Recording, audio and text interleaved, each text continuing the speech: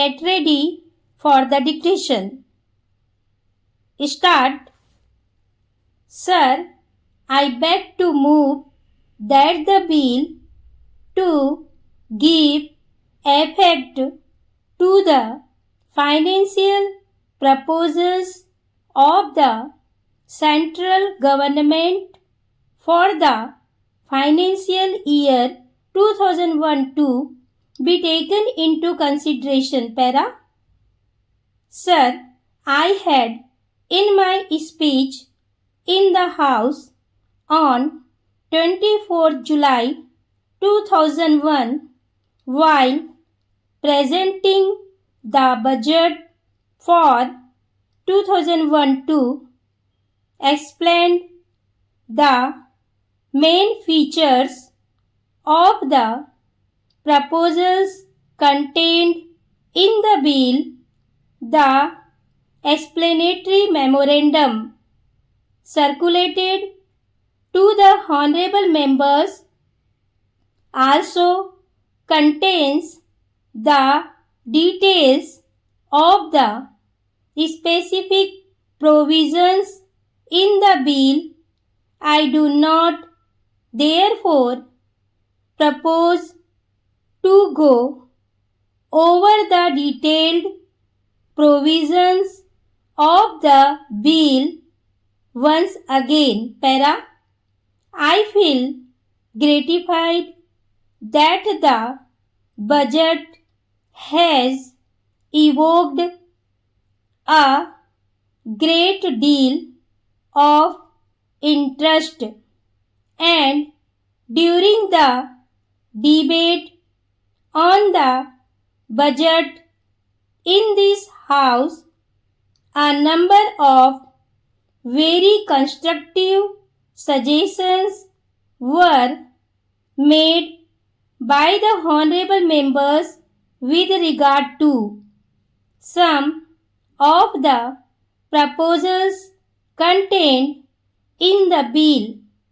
I have also received a large number of representations from members of the public, trade unions, voluntary organizations, professional bodies, and chambers of commerce on the proposals in the bill. I express my sincere gratitude to all of them for giving us these valuable suggestions. Para. I would like to assure the honorable members that we have given very careful consideration to all points which have been made with reference to my proposals. I had stated in my budget speech that I propose to make structural changes in our tax system. As the honorable members are aware, the government have since set up a tax reforms committee to look into the entire tax structure. The committee has been directed to submit an interim report within 3 months and the final report by February 28, 2001. While I will come before the House with comprehensive proposals after the reports have been received, I seek the indulgence of the honorable members to put forward proposals for amending some of the provisions in the Finance Bill 2001 para taking up the provisions for direct taxes in line with our objective of giving a thrust to exports. I propose to increase the tax incentive for exporters under Section 80 HHC of the Income Tax Act. Profit on sale of exim scripts will be treated as exports profit in the proportion of the export turnover to the total turnover of the business.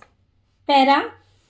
Honorable members will recall that I had proposed certain modifications in the scheme of tax concession for tourism industry as contained in Section 80 HHD of the Income Tax Act. Under the existing provisions, this concession is available only to approved hotels, approved tour operators and travel agents actually in receipt of payment from foreign tourists in convertible foreign exchange. The modification proposed in the bill was intended to secure that this tax concession would also be available where payments for providing services to the foreign tourists are received in Indian currency from another hotel, tour operators, etc. out of the funds obtained by conversion of foreign exchange received from the foreign tourists in the various representations received by me. It has been pointed out that under the proposal in the bill, the tour operators would stand to lose, recognizing the contribution made by the tour operators in attracting foreign tourists to this country. I wish to make it clear that extending the tax concession to hotels and travel agents will not be at the cost of our tour operators. With this end in view, I propose to move an amendment to the bill to secure that the receipts in foreign exchange eligible for computing the concession do not get reduced by the payments made to another hotel, tour operator, etc. for providing service to foreign tourists. Para. Under a proposal in the bill, the tax concession available to Indian companies in relation to receipts of royalty, commission, fees and similar payments from a foreign source for export of technical know-how or rendering of services outside India is to be extended to the non-corporate resident taxpayers. I propose to further enlarge this tax concession and make it available to technical or professional services rendered from India to concerns abroad. Para. This will, however, not cover cases where the technical or professional service is rendered to non-residents in India. I further propose to do away with the existing requirement of obtaining prior approval of the tax authorities in respect of agreements with the foreign concerns. Para.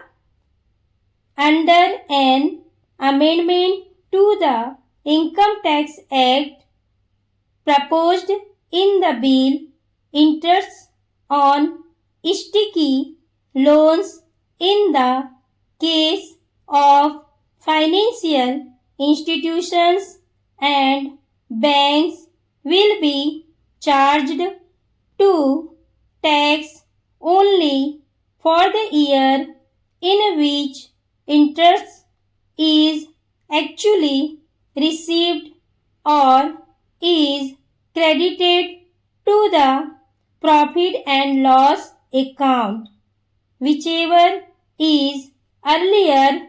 Para.